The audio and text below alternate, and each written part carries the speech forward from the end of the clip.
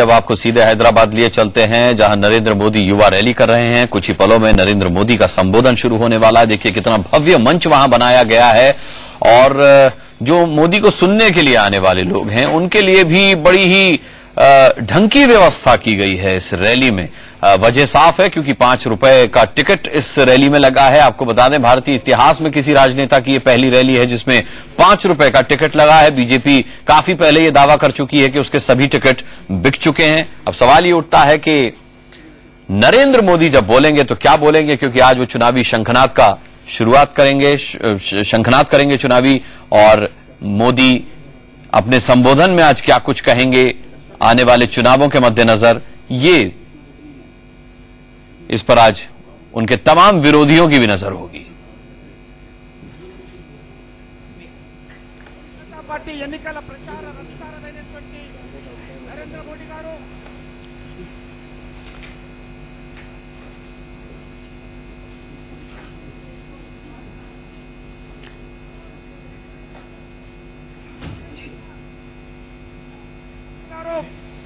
వి రామారావు గారు, మురళీధర్ రావు గారు, శ్రీమతి నిర్మలా సీతారామన్ గారు, విద్యాసాగర్ రావు గారు, దత్తాత్రేయ గారు, ఇంద్రసేనారెడ్డి గారు, డాక్టర్ లక్ష్మణ్ గారు, వేదిక మీద ఉన్నటువంటి మిగతా గౌరవ పెద్దలు, ఈరోజు భారతీయ జనతా పార్టీ जातीय स्थायीलो। चलिए तो मोदी अब कुछ ही पलों में बोलेंगे और वहां पर स्थानीय नेताओं का संभाषण चल रहा है। हमारे साथ यहां पर वरिष्ठ पत्रकार प्रदीप सिंह स्टूडियो में मौजूद हैं। प्रदीप जी, आप देख रहे हैं बड़ा जलवा है इस वक्त पूरी रैली में, जो तस्वीरें वहां से मिल रही हैं, खचाखच पूरी रैली स्थल भरा हुआ है और बड़ा भव्य मंच तैयार किया हुआ, मतलब चुनावी शंखनाद करने के लिए पूरा माहौल मोदी के लिए तैयार है। हाँ बिल्कुल, देखिए एक तो हैदराबाद को चुनने के कई कारण नजर आते हैं। पहली बात तो कर्नाटक, एक जो बीजेपी का दक्षिण का द्वार कहा जाता था, वो किला ढह चुका है। तो एकमात्र राज्य जहां बीजेपी की मौजूदगी थी, सरकार थी, सत्ता में पहली बार आए थे, वहां से बीजेपी विपक्ष में चली गई। हैदराबाद मतलब दक्षिण में 2 शहर हैं, बेंगलोर और हैदराबाद, जो आईटी के हब कहे जाते हैं एक तरह से। तो युवा लोगों की बहुत भारी तादाद में वहां मौजूदगी है और लगातार नरेंद्र मोदी की कोशिश है कि जो युवा वर्ग है, खासतौर से जो पहली बार वोट देगा या जो 18 से 28, 30 साल, 35 साल की उम्र के बीच के युवा हैं, उनको अट्रैक्ट किया जाए बीजेपी की ओर, बीजेपी से जोड़ा जाए, उनको एक सपना दिखाने की कोशिश कर रहे हैं कि हम एक नया भारत बनाना चाहते हैं।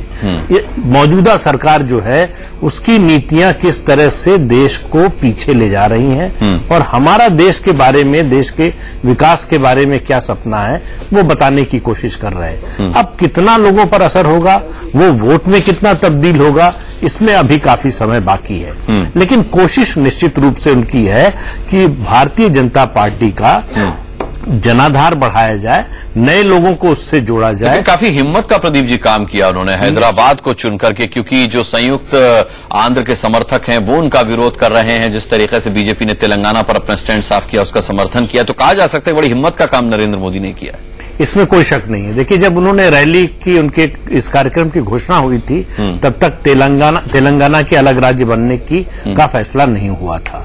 उस समय थोड़ी सी स्थिति फर्क थी। ऐसे मौके पर जब राज्य के विभाजन का फैसला हो चुका है, तेलंगाना अलग राज्य बनने जा रहा है, हैदराबाद को लेकर विवाद है कि संयुक्त राजधानी बने न बने, तेलंगाना के जो लोग हैं उनका मानना है कि संयुक्त राजधानी नहीं होनी चाहिए, ये सिर्फ तेलंगाना की राजधानी होनी चाहिए। ऐसे में लोगों में उत्सुकता है कि मोदी क्या बोलेंगे, आंध्र के विभाजन के पक्ष में बोलेंगे या खिलाफ बोलेंगे।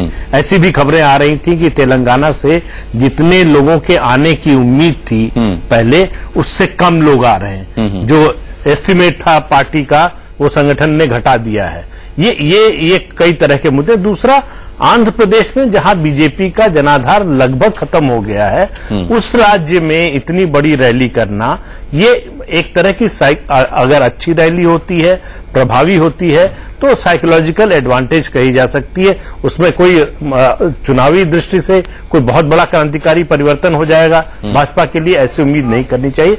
लेकिन उसका असर, उसकी हवा बीजेपी चाहेगी कि कर्नाटक तक जाए, उसका रिवाइवल कर्नाटक में हो, कम से कम लोकसभा चुनाव में। लेकिन प्रदीप जी, जिस तरीके के सुर बीजेपी के अंदर ही मोदी के खिलाफ सुनने को मिलते रहते हैं, एक तरफ तो घर का किला है अपना जो बचा के रखना है सभी को, दूसरी तरफ बाहर के किले में सेंध भी लगानी है, तो सबसे पहले एम्फसाइज ये होना चाहिए कि अपने अंदर एकजुटता दिखाई जाए। बार बार नेताओं को बाहर ही आकर कहने की जरूरत पड़ती है कि संगठन में सब कुछ ठीक ठाक चल रहा है, फिर कहीं से कोई बयान ऐसा आ जाता है जिससे पता चलता है कि संगठन में सब कुछ ठीक ठाक नहीं है। जैसे पिछले दिनों यशवंत सिन्हा के सुर रहे, बाद में फिर वो पटरी पर आए, अब शत्रुघ्न सिन्हा बोले, फिर वो शिवराज सिंह चौहान के मंच से इस तरीके का काम हो गया।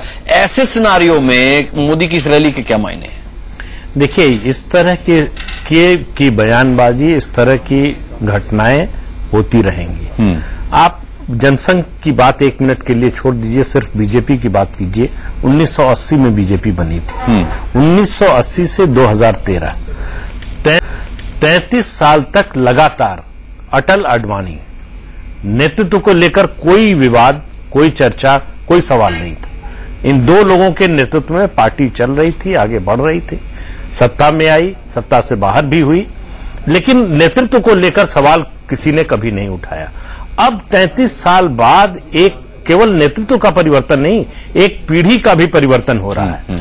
ऐसे में इस तरह की बातें उठना, कोई भी परिवर्तन, मेरा मानना है इतना आसान नहीं होता। नहीं, परिवर्तन जो है अपने साथ अनिश्चितता लाता है, और अनिश्चितता एक असुरक्षा की भावना पैदा करती है। सबके मन में एक असुरक्षा का भाव है कि हमारा क्या होगा, नई परिस्थितियों में जो नई टीम बनेगी, जो नए लोग आ रहे हैं, जो संगठन पर फिर अगर सरकार आती है तो सत्ता पर काबिज होंगे, उसमें हमारी जगह क्या होगी, पहले से बेहतर होगी, खराब होगी, वैसी ही रहेगी। तो ये आशंकाएं सबके मन में हैं, कौन किसके साथ होगा। तो जब तक नरेंद्र मोदी के नाम की घोषणा नहीं होती प्रधानमंत्री पद के उम्मीदवार के रूप में, ये स्वर आपको सुनाई देते आप कहें कर्नाटक तक की आवाज जानी चाहिए, ये मकसद होगा मोदी का। जब वो खुद कर्नाटक गए तो बीजेपी का कुछ भला नहीं कर पाए। देखिए, उस रूप में आप उनकी 2 या 3 सभाएं हुई थी, और कोई भी मुख्यमंत्री दूसरे राज्य में जाकर असर नहीं डाल सकता। मुख्यमंत्री का क्या, मेरा मानना है कि कोई भी राष्ट्रीय नेता, चाहे जितना बड़ा हो, किसी राज्य में जाकर उस राज्य की चुनावी गणित को बदल नहीं सकता जब तक कि जमीन पर उसका संगठन उसके लिए तैयार न हो। जिस तरह से आप मोदी की बात कर रहे हैं, मैं कह रहा हूं उत्तर प्रदेश में राहुल गांधी या बिहार में राहुल गांधी के नाकाम होने की जो बात कही जाती है, उससे भी मैं सहमत नहीं हूं। राहुल गांधी उत्तर प्रदेश में मुख्यमंत्री पद के दावेदार नहीं थे। अगर दावेदार होते मुख्यमंत्री पद के तो शायद स्थिति कांग्रेस की दूसरी होती चुनाव में। तो वहां जो भी राष्ट्रीय नेता है, जब वो राज्य में जाता है, अखिलेश को भी वहां एक स्कूल के बच्चों ने राहुल गांधी के रूप में पहचाना। तो जब भी कोई राष्ट्रीय नेता राज्य में जाता है तो वो केवल एक इंक्रीमेंटल या कैटलिस्ट का काम करता है। अगर राज्य में उसकी पृष्ठभूमि तैयार नहीं है, पार्टी का संगठन तैयार नहीं है, और पिछले 15-20 सालों की जो राजनीति है उसके हिसाब से अगर राज्य का नेतृत्व नहीं है, तो आप उम्मीद नहीं कर सकते कि पार्टी सत्ता में आएगी या चुनाव में बहुत भारी सफलता हासिल करेगी। क्या हलचल है इस वक्त, देख लेते हैं रैली स्थल पर। आप देख सकते हैं कि मोदी के सम्मान की प्रक्रिया इस वक्त चल रही है। उन्हें शॉल उड़ाया जा रहा है, फूल मालाएं पहनाई जा रही हैं, और उसके बाद मोदी अब मंच पर बैठे हुए हैं। ये अभी की सीधी तस्वीर है। బాబాసాహెబ్ అంబేద్కర్ రూపొందించినటువంటి రాజ్యాంగం ప్రకారము భారతదేశంలో ఎవరు ఎక్కడైనా జీవించవచ్చు, ఎవరు ఎక్కడైనా ఉండవచ్చు, ఏ పార్టీ ప్రజాస్వామ్యబద్ధంగా ఎక్కడైనా సభలు పెట్టుకునవచ్చు। ఇది నిజాం యొక్క సొత్తు కాదు। ఈ హైదరాబాదు భారతదేశం యొక్క సర్వసత్తాక దేశంలో ఈ హైదరాబాద్ లో ఉంది। ఈ హైదరాబాద్ లో भारतीय जनता पार्टी ఉన్నది। चलिए, बीजेपी से हमारे साथ संबित पात्रा भी इस वक्त स्टूडियो में जुड़ गए हैं। संबित जी, आपसे भी मैं सवाल पूछना चाहूंगा, हैदराबाद क्यों?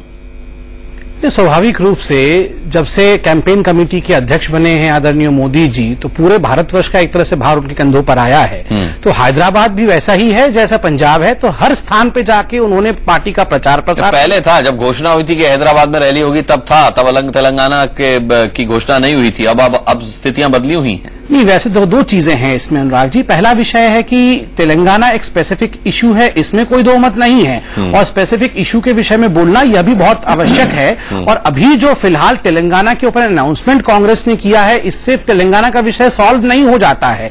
ना तो उन्होंने रायलसीमा, लेकिन आपने समर्थन किया है, इससे मसला हो सकता है। नहीं, हमने तो तेलंगाना का शुरू से ही, आरंभ से ही समर्थन किया है, मगर मोदी जी ने जो ओपन लेटर आंध्र प्रदेश के निवासियों के लिए लिखा है, उस चिट्ठी को मैंने भी पढ़ा है। उन्होंने कहा है कि जिस आनंद फानन में कांग्रेस ने तेलंगाना की घोषणा की है, वो कोई भी इंटेंशन क्लियर नहीं है, टेक्निकलिटीज क्लियर नहीं है, और बहुत सारे मुद्दों को कांग्रेस ने कारपेट के नीचे धकेल दिया है। इन विषयों पर चर्चा होनी चाहिए। जिस प्रकार से हैदराबाद को एक छोटे समय के लिए दोनों राज्यों के राजधानी के रूप में स्थापित करने की बात की गई है, नदियों के पानी का बंटवारा किस तरह से होगा, और किस प्रकार कांग्रेस निरंतर कई वर्षों से लोगों के सेंटिमेंट्स के साथ खिलवाड़ करते हुए उनको धोखा दे रही है, इस विषय को भी नरेंद्र मोदी जी उजागर करेंगे। और जहां तक आपने पूछा हैदराबाद ही क्यों और तेलंगाना के डिवीजन के पश्चात तो विषय समाप्त हो गया, तो मुझे लगता है उससे भी बड़ा विषय है आज जो अराजकता का माहौल पूरे हिंदुस्तान में फैला हुआ है। इसलिए हिंदुस्तान के कोने कोने तक और जन जन तक कैंपेन कमेटी के मुखिया के नाते विषय को ले जाना, ये नरेंद्र मोदी जी का काम है और उस काम को बखूबी निभा रहे हैं वो। जी, लेकिन संयुक्त आंध्र के समर्थक विरोध कर रहे हैं इस रैली का, तो छोटा मोटा विरोध तो है ही वहां पर, जिसकी उम्मीद पहले कभी नहीं की गई थी। नहीं, देखिए, बिल्कुल हर पार्टी में ये एक इमोटिव अफेयर है। जो पार्टी के नेता हैं, हमने देखा है कांग्रेस में कैसे एक बहुत बड़े ग्रुप जो है वो रेजिग्नेशंस भी दे रहे हैं इस मुद्दे को लेकर। और जिस चिट्ठी की मैंने अभी जिक्र आपको की थी, नरेंद्र मोदी जी ने जो चिट्ठी लिखा है, उसमें उन्होंने लिखा है कि स्वाभाविक रूप से पहली बार हिंदुस्तान में ऐसा हो रहा है कि लिंग्विस्टिक आधार पर जो राज्य बने थे, उनमें से एक राज्य का दो भाग हो रहा है। तो ये बहुत ही इमोटिव अफेयर है, सेंटिमेंटल अफेयर है, और केंद्र को चाहिए था कि दोनों पक्षों को इसमें राजी करे। केंद्र को चाहिए था कि हां, तेलंगाना बनना ये तो अनिवार्य था, मगर जो रायलसीमा और सीमांध्रा क्षेत्र के जो लोग हैं, उनको भी कॉन्फिडेंस में लिया जाए। जो बिजनेसमैन हैदराबाद में बिजनेस कर रहे हैं, उनको भी ये कहा जाए कि किस प्रकार से उनकी जो फियर्स हैं, उनका जो भय है कि हमारे बिजनेस के साथ क्या होगा, इन सब विषयों को भी पटल पे रख के कांग्रेस को चिंता करनी थी। मगर कांग्रेस जो कर रही है, वो केवल और केवल वोट बैंक की राजनीति कर रही है। जब 4 या 5 मास शेष रह जाता है चुनाव को, तब इस प्रकार का निर्णय कर रही है। 2004 में अपने मैनिफेस्टो में क्लियरली कहा था कि हम तेलंगाना चाहते हैं कांग्रेस ने, उसके बावजूद भी 9 वर्षों तक सोती रही इस पर। संबित जी, नतीजा ये हुआ कि अभी प्रदीप जी बता रहे थे कि तेलंगाना से जो बीजेपी नेता है वो अब इस रैली में मतलब जितनी उम्मीद की गई थी उससे भी कम संख्या में पहुंचे हैं, खबर ये है। नहीं, भारी मात्रा में आप देख ही रहे हैं कि इस प्रकार से स्टेडियम ना केवल खचाखच भरा है, जितने लोग स्टेडियम के अंदर हैं। कोई देखिए, वो तो कार्यकर्ता है, वो ठीक बात है, वो सुनने वाले हैं, आम जनता है, कार्यकर्ता है, उसमें 5-5 रुपए का टिकट खरीदा है। एक क्रेज भी है लोगों में कि भाई 5 रुपए का टिकट खरीदा है, पहली बार किसी राजनेता को सुनने जा रहे हैं, तो धमाकेदार भाषण होगा। नहीं, स्वाभाविक रूप से यही जो क्रेज जिसके विषय में आप भी मान रहे हैं, यही क्रेज तो नरेंद्र मोदी जी का जलवा है। लेकिन पार्टी में नहीं है ना सर। मैंने कहा, पार्टी से देखिए तमाम तरह की आवाजें जो मुखर होती हैं उनके विरोध में, या किसी तरीके से लोग घुमा फिरा करके उनके विरोध को जाहिर कर देते हैं। इसके अलावा अब जो मैं ये बात कर रहा हूं कि तेलंगाना से जो बीजेपी का के नेता है वो उम्मीद से भी कम संख्या में वहां पहुंचे हुए हैं, तो फिर ऐसे में क्या आप उम्मीद करते हैं? 2 बातें हैं। पहली बात तो है, मुझे नहीं लगता कि तेलंगाना क्षेत्र के या किसी भी क्षेत्र के आंध्र प्रदेश के नेता कम मात्रा में पहुंचे हैं। अगर भी बाकायदा फैसला लिया गया तेलंगाना से जो बीजेपी के नेता कि भाई इस रैली से दूर रहा जाए। नहीं, देखिए, मैंने कहा कि तेलंगाना और जो आंध्र प्रदेश का विषय है, ये बहुत ही सेंटिमेंटल विषय है। ये पार्टी से ऊपर उठकर कई दशकों से लोगों के मन में ये एक इमोशनल का अफेयर है। इसलिए हर पार्टी में, चाहे टीडीपी हो, चाहे कांग्रेस हो, चाहे समझ नहीं रहे, मतलब आप ही की पार्टी के नेताओं को जो तेलंगाना से संबंधित है, ये लग रहा है कि इस रैली का हिस्सा बनकर के नुकसान हो सकता है। यानी उन्हें लग रहा है कि मोदी की रैली उनके ही अपने घर में उनको अब नुकसान पहुंचा सकती। नहीं, बिल्कुल ऐसी बात नहीं है। मोदी जी जो वहां विषय रखेंगे, वो विषय पूरे समग्र आंध्र प्रदेश के भलाई का रहेगा, तेलंगाना के भलाई का रहेगा, और किस प्रकार से दोनों राज्य एकजुट होकर आगे बढ़ सके। उन्होंने कहा है तेलुगु कल्चर और तेलुगु अस्मिता की बात करेंगे, तो स्वाभाविक रूप से किसी को हानि पहुंचाने वाली बात नहीं होने वाली है। प्रदीप जी, आपको लगता है कि फायदे का ही सौदा रहेगा और इसमें कोई हानि नहीं है? देखिए, आंध्र प्रदेश में, वो चाहे आप तेलंगाना की बात करें या सीमांध्रा की, बीजेपी की जो स्थिति है उसमें उससे ज्यादा खोने के लिए उसके पास कुछ नहीं है। जितना नीचे पहुंच गई है उससे नीचे कहां जाएगी? तो जो कुछ होना है ऊपर ही आ सकती है। ये संभव है कि ना आए ऊपर, यानी नुकसान के लिए कुछ है नहीं, खोने संभावना ऊपर आने की निश्चित रूप से है। और जिस तरह का उत्साह दिख रहा है वो निश्चित रूप से लगता है कि एक उत्सुकता नरेंद्र मोदी को लेकर, उनको सुनने, जानने और समझने की उत्सुकता लोगों में निश्चित रूप से है। ये दक्षिण भारत में पहली, प्रदीप जी, बड़ी रैली है नरेंद्र मोदी की, इस लिहाज से भी वो खुद भी काफी उत्साहित होंगे भीड़ देख करके और ये तमाम भव्यता देख करके। निश्चित रूप से, खासतौर से एक ऐसे राज्य में जहां बीजेपी का कोई बड़ा जनाधार नहीं है, तो ऐसे में इतनी बड़ी रैली होना, आंध्र प्रदेश में जहां संगठन उस तरह से है नहीं, कर्नाटक में इतनी बड़ी रैली होती वो एक अलग बात होती, लेकिन आंध्र प्रदेश में होना पहली रैली है और इतनी बड़ी संख्या में अगर लोग आ रहे हैं तो एक नरेंद्र मोदी को लेकर उत्सुकता लोगों में है, इससे तो इनकार नहीं कर सकते। उनको पसंद करके उसके आधार पर बीजेपी को वोट देंगे लोग, नहीं देंगे, ये बात की बात है, लेकिन इतना तो निश्चित है कि पार्टी के बारे में जानने सुनने की उत्सुकता नरेंद्र मोदी ने बढ़ा दी है। संबित जी, क्या निशाने पर रहेगा आज मोदी के? स्वाभाविक रूप से, चूंकि सामयिक विषय आंध्र प्रदेश का तेलंगाना का बंटवारा है, किस प्रकार से तेलंगाना और आंध्र प्रदेश दो राज्य बने हैं और किस प्रकार से वो एक बहुत सेंटिमेंटल अफेयर रहा है, तो इसको अवश्य वो पटल पे रखेंगे। और मुझे लगता है, ये मेरा व्यक्तिगत विचार है, कि जिस प्रकार से भारत सरकार फेल्ड रही है पाकिस्तान के साथ, जो अभी मसला हुआ उसका भी जरूर मोदी जी जिक्र करेंगे, क्योंकि यह भी एक बहुत बड़ा दिलों में घर करने वाला विषय है। और आज हिंदुस्तान में किश्तवाड़ में भी जिस प्रकार हम देख रहे हैं, जो बांटने वाली ताकतें हैं हिंदुस्तान को, जो सेपरेटिस्ट फोर्स हैं, वो कहीं न कहीं हावी हो रहे हैं। मुझे लगता है इन विषयों पे अवश्य चर्चा होगा। चलिए, देखना यह है कि मोदी बोलते हैं तो फिर किन किन विषयों को छूते हैं, निशाना उनका खास तौर पर किस विषय पर रहता है। एक छोटा सा ब्रेक ले रहे हैं, चर्चा में वापस लौटते हैं इस ब्रेक के बाद। हम इसी पर चर्चा कर रहे हैं। बीजेपी से संबित पात्रा हमारे साथ हैं, वरिष्ठ पत्रकार प्रदीप सिंह हमारे साथ हैं। प्रदीप सिंह, मैं आपसे पूछना चाहूंगा कि मोदी की इस रैली को युवा रैली का नाम दिया गया है, कोई खास वजह? नहीं, पहले जैसा कह रहे थे हम, देखिए दो शहर हैं हिंदुस्तान में, बेंगलोर और हैदराबाद, जो आईटी का हब माने जाते हैं और ज्यादातर इस सेक्टर में युवा लोग हैं। तो युवाओं को जो एड्रेस करने की उनकी कोशिश है, पार्टी से जोड़ने की कोशिश है, जितना वो फेसबुक पर, ट्विटर पर, ऑनलाइन जितना एक्टिव है नरेंद्र मोदी, बीजेपी का शायद ही कोई नेता होगा, या दूसरी पार्टियों में भी एक दो नेताओं को छोड़ दें तो बहुत ज्यादा एक्टिव नहीं है। उनका पूरा एक तरह का सेक्रेटेरिएट है जो पूरा ऑनलाइन जो कुछ हो रहा है बीजेपी के बारे में, गुजरात के बारे में, नरेंद्र मोदी के बारे में सब कुछ फॉलो करता रहता है।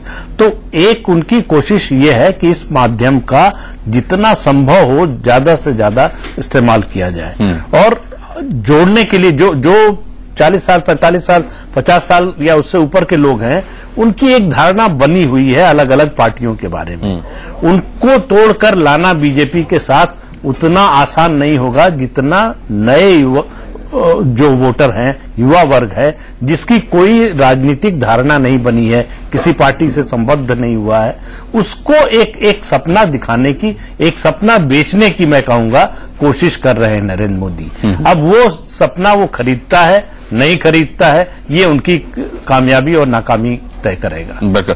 संबित पात्रा जी, रैली इसलिए भी बहुत अहम है क्योंकि एक तरीके से देखा जाए तो मोदी के नाम का जल्द ऐलान हो सकता है, ये भी सूत्रों के हवाले से खबर है। तो ऐसे माहौल में, जबकि शिवराज सिंह चौहान सरदार पटेल से उनकी तुलना कर रहे हैं, कैलाश विजयवर्गीय कह रहे हैं कि बस चिंता न करें, मोदी अब आ रहे हैं, ये जो माहौल बना है पहली बार, क्योंकि इससे पहले कभी खुलकर बोला नहीं गया, लेकिन अब धीरे धीरे जिस तरह से मोदी की तस्वीर पर से धूल हटती जा रही है, इसके बाद इस माहौल में ये रैली बहुत अहम हो जाती है। तो मोदी उस तेवर में दिखेंगे क्या आज? नहीं, मोदी जी आज देश में एक फिनोमिना बन गए हैं और इस विषय में कोई दो मत नहीं है कि आज वो फर्स्ट अमॉन्ग इक्वल्स, जितने भी नेता उस कद के हैं उनमें से कहीं न कहीं वो आगे दिखते हैं, केवल अपने विकास कार्यों के लिए। जिस प्रकार का उनका विजन देश के लिए रहा है, वो एक विराट विजन है और लोग इसे अपना रहे हैं। दूसरा एक बहुत महत्वपूर्ण मुद्दा है, देखिए आज ये जो हाल फिलहाल की राजनीतिक गतिविधियां हैं हिंदुस्तान में, ये बहुत परेशान करने वाली गतिविधियां हैं। कहीं न कहीं हमें लग रहा है कि चारों तरफ से जो हमारे नेबर्स हैं, जो नेबरिंग कंट्रीज हैं, उनके साथ हमारा रिलेशन ठीक नहीं चल रहा है, इकोनॉमी भी एक प्लंज ले चुकी है और आर्थिक स्थिति भी ठीक नहीं है, ग्रोथ भी नहीं हो रहा है, एम्प्लॉयमेंट भी नहीं मिल रहा है। ऐसी परिस्थिति में देश चाहता है कि उनका कोई नेता, हो सके तो प्रधानमंत्री या उस कद का कोई नेता, इन विषयों पर टिप्पणी करे और उनके भय को दूर करने का प्रयास करे। बोल रहे हैं जो अमिताभ बच्चन की आवाज में एक विज्ञापन नुमा वो जो एक कविता आई है, जो एक रचना आई है जो आजकल रिलीज हुई है, देख रहे हैं हम लोग, जिसमें कहा गया कि देश को एक मजबूत नेतृत्व चाहिए और उस वक्त मोदी की तस्वीर उभरती है, आवाज अमिताभ बच्चन की है। तो ये सब बातें अमिताभ बच्चन की आवाज में भी हैं उसमें जो आप सब बोल रहे हैं? नहीं, देखिए ये बातें अमिताभ बच्चन जी की आवाज में इसलिए हैं और जनता, हम और आप उसे इसलिए देख रहे हैं क्योंकि वो हकीकत है। लोग जो आवाज सुनना चाहते हैं वहां आवाज है नहीं, वहां आवाज बंद है। इसलिए मोदी जी का जो दहाड़ है, मोदी जी की जो आवाज है, वही आज हिंदुस्तान की आवाज बनी हुई है और जनता उसमें अपने परेशानियों के सॉल्यूशंस को ढूंढती है। जनता उसमें एक भविष्य, एक विजन देखता है कि हिंदुस्तान को जो आवाज चाहिए शायद वो यही है। तो फिर आप लोगों ने माना नहीं लेकिन कि वो आपने जारी किया है और ना अमिताभ बच्चन की ही तरफ से इस पर कोई प्रतिक्रिया आई, तो फिर खुलकर बोलने में क्या हर्ज है कि वो नरेंद्र मोदी का विज्ञापन है एक तरीके से 2014 के लिए? देखिए मैंने नहीं देखा अच्छा है, बना है वो। नहीं देखिए मैंने नहीं देखा है कौन से विज्ञापन, मगर ऐसा अगर विज्ञापन भी होगा तो उसमें कोई झूठ नहीं है। जिस सिंह को गरजने की आवश्यकता है वो सिंह गरज नहीं रहा है। तो एक सिंह गुजरात से गरज रहा है, आज हिंदुस्तान का सिंह वही है।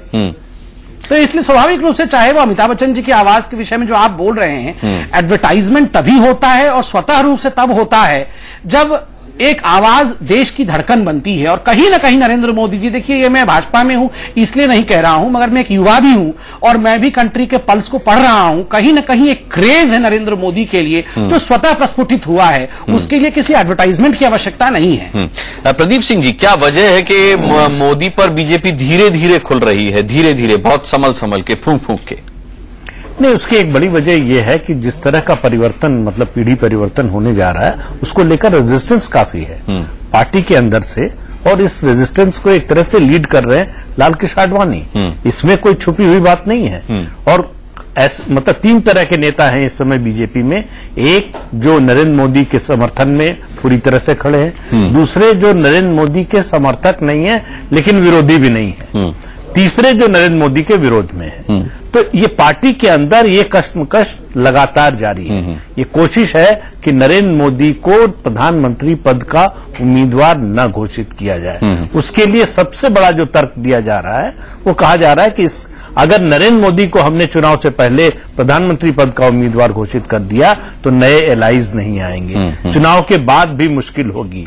अगर हमारी बहुत बड़ी संख्या आती है, नरेंद्र मोदी मुख्यमंत्री बनने की हालत में होते हैं, वो अलग बात है, लेकिन अगर हम 160-70 पर रुक जाते हैं तो नरेंद्र मोदी के नेतृत्व में बाकी एलाइज नहीं आएंगे। लेकिन ये बड़ी हाइपोथेटिकल चीजें हैं। नहीं, ये तो हमारे एडिटर इन चीफ दीपक चौरसिया से पिछले दिनों आध्यात्मिक गुरु भैयू जी महाराज ने भी कहा कि वो चाहते कि नरेंद्र मोदी ही प्रधानमंत्री पद के दावेदार हों बीजेपी की तरफ से, लेकिन उन्होंने साफ कहा कि उन्हें लगता है कि बीजेपी अंतिम क्षण तक उनके नाम का ऐलान नहीं करेगी। नहीं, मुझे लगता मुश्किल है। अभी हमने किसी चैनल पे आज ही देखा राजीव प्रताप रूडी का एक बयान कि भारतीय जनता पार्टी बहुत जल्दी ही नरेंद्र मोदी के नाम का ऐलान करने वाली है प्रधानमंत्री पद के उम्मीदवार के रूप में। तो इसका मतलब देखिए, इस तरह के फैसले जो है केवल बीजेपी नहीं लेती। इस तरह के फैसले संघ और बीजेपी का मिला जुला फैसला होता है। और जो बातें अंदर से छन कर आ रही हैं, जो अखबारों में छप रही हैं और जो नेताओं के बयान आ रहे हैं, उससे एक बात तो स्पष्ट है कि संघ के स्तर पर यह फैसला हो चुका है। सिर्फ घोषणा इतनी होनी है कि ये घोषणा होगी कब, उसकी तारीख तय नहीं हुई है। विधानसभा चुनाव से पहले होगी, उसके बाद होगी, कोई कह रहा है संसद सत्र के बाद होगी। तो इस तरह की अटकलें लग रही हैं कि कब होगी। ये कहने वाले बहुत थोड़े लोग हैं कि नहीं होगी। ये सब मान रहे हैं कि जब गोवा में एक बार उनके नाम की घोषणा हो गई कैंपेन कमेटी के चेयरमैन के रूप में, उसके बाद से एक तरह से लोगों ने मान लिया। अगर ये संभावना होती कि नरेंद्र मोदी के नाम की घोषणा आखिरी समय तक नहीं होगी तो शायद जेडीयू अलग नहीं होता।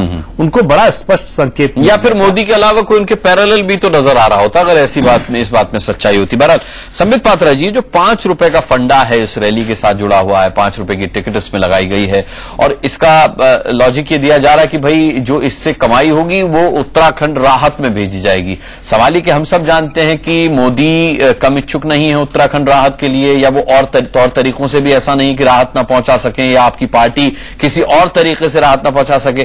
क्या ये 5 रुपए रखने का मतलब ये भी है कि लाइए इस बहाने ये भी देखा जाए कि पैसा खर्च करके अगर मोदी को लोग सुनना चाहते हैं तो फिर मोदी की लोकप्रियता का ये भी एक अलग पैमाना हो सकता है? देखिए, मोदी जी के लोकप्रियता के विषय में एक्सपेरिमेंटेशन करने की मुझे नहीं लगता आवश्यकता है। वो एक सिद्ध पाठ है कि पता है कि मोदी जी की लोकप्रियता है, मगर जहां तक 5 रुपए टिकट करके एक नेता को सुनने का विषय है, ये पहली बार हिंदुस्तान के इतिहास में ऐसा हुआ है कि किसी राष्ट्र नेता को सुनने के लिए लोग कुछ लेने के बदले कुछ दे के, चाहे वो छोटा सा ही रकम हो, वो हिंदुस्तान का करेंसी है और एक रेस्पेक्ट का टोकन है कि हम उन्हें सुनने जा रहे हैं। इससे दो चीजें होती हैं। पहला विषय मुझे लगता है अपने नेता के विजन के प्रति लोगों की कमिटमेंट, कि हम इस व्यक्ति के विजन को जानना चाहते हैं। कहीं न कहीं यह दर्शाता है कि आज के जनरेशन में विजनरी स्टेट्समैन की भारी कमी है। और मुझे वो पुराना दिन याद आता है जब अटल बिहारी वाजपेयी जी को सुनने के लिए होड़ लगी होती थी, लोग किलोमीटर्स चल के आते थे कि अटल जी का भाषण फलाने जगह होगा तो सुन के आते हैं अटल जी हिंदुस्तान के विषय में क्या सोचते हैं और क्या सोल्यूशन देते हैं। तो आज ये फिनोमिना मोदी जी के लिए हो रहा है। दूसरा विषय है जहां हम इलेक्टोरल रिफॉर्म्स की बात करते हैं और इकोनॉमिक ट्रांसपेरेंसी की बात करते हैं। मुझे लगता है इस एक्सपेरिमेंटेशन से आगे के लिए एक बहुत बड़ा रास्ता खुलता है कि किस प्रकार जनता के ही पैसे से ट्रांसपेरेंट वे में, आज तो हम उत्तराखंड को त्रासदी के लिए दे रहे हैं, कल इसका एक्सपेरिमेंटेशन यह भी हो सकता है कि जो खर्चा 12-13 लाख रुपए वहां के ऑर्गेनाइजेशन के लिए होता है, ऑर्गेनाइजेशन जनता से ही कलेक्ट करे तो बहुत ट्रांसपेरेंट मेथड होता है। यह आगे के लिए रास्ता खुल सकता है। प्रदीप सिंह जी, ये 5 रुपए में आपको किस तरह की योजना नजर आती है? क्योंकि देखिए अभी इस वक्त 80 से 90 हजार लोग वहां पर स्टेडियम में मौजूद हैं। अगर मान लिया 80 हजार लोग मौजूद हैं तो 5 रुपए के हिसाब से 4 लाख रुपए का अमाउंट आता है। और ये अमाउंट कोई इतना बड़ा अमाउंट नहीं है जिसे घोषित किया जाए कि भाई हम उत्तराखंड राहत के लिए इसे भेजना चाहते हैं। तो इसके पीछे फिर मकसद क्या है? क्योंकि 4 लाख फिगर को देखते हुए ये तो नहीं लगता कि मकसद उत्तराखंड राहत ही रहा होगा। एक प्रतीकात्मक बात है कि उत्तराखंड राहत, अगर मान लीजिए ये न कहती पार्टी कि उत्तराखंड राहत कोष के लिए भेजेंगे, तो ये होता कि लोगों से पैसा लेके पार्टी ने रख लिया। तो इस तरह के आरोप से बचने, नहीं, इतनी बड़ी रकम भी नहीं है कि पार्टी रख ले तो किसी को नहीं, वही लोगों से पैसा वसूल नहीं। जो कांग्रेस के लोगों ने जिस तरह के आरोप लगाए कि नरेंद्र मोदी की हैसियत पता चल गई, उनकी औकात 5 रुपए की है, तो ये विरोधियों के बोलने के लिए बहुत से मौके होते।